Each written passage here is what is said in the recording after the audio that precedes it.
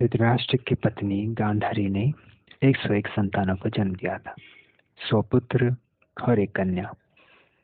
लेकिन ये सवाल मन में आता है कि एक साधारण मानवी होकर भी वो इतने सारे बच्चों को कैसे जन्म दे पाए और उन्हें कुछ हुआ भी नहीं। तो इन बच्चों की जन्म का वृतांत बहुत इंटरेस्टिंग है।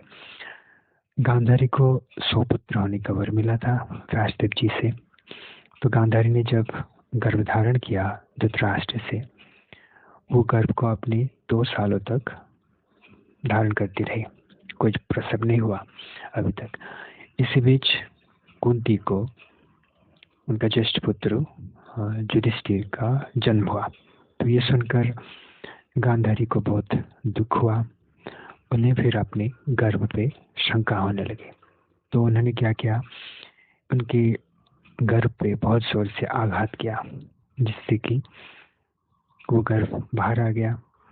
और जब बाहर आया तो उन्होंने देखा कि वो एक लोहे का पिंड जैसा है, एक मांस का पिंड है लेकिन लोहे जैसा कड़क है।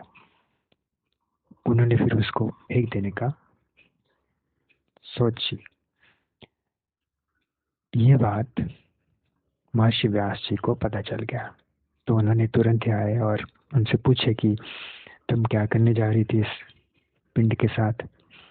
तो उन्होंने सब सच सच बता दिया। व्यास जी बोले, मैं जो भी वर देता हूँ या आशीर्वाद देता हूँ वो कभी झूठ नहीं होता। फिर उन्होंने उनसे बोला कि ठंडे पानी लाओ और उस ठंडे पानी से इस पिंड को सींचो। जैसे ही ठंडे पानी से उस पिंड को सींचा गया तो उसके 101 टुकड़े हो गए।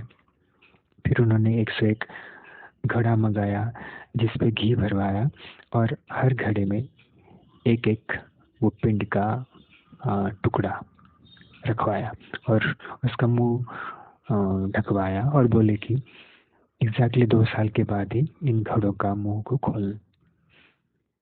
फिर 2 साल के बाद जिस क्रम से घड़े में पिंड का टुकड़ा रखा गया था उसी क्रम से वो फिर एक एक करके खोलने लगी। और पहले घड़े में से दुर्योधन निकला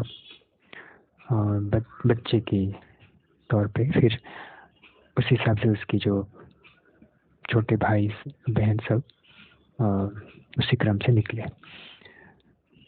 तो इस तरह से गांधारी ने 101 संतानों को जन्म दिया था।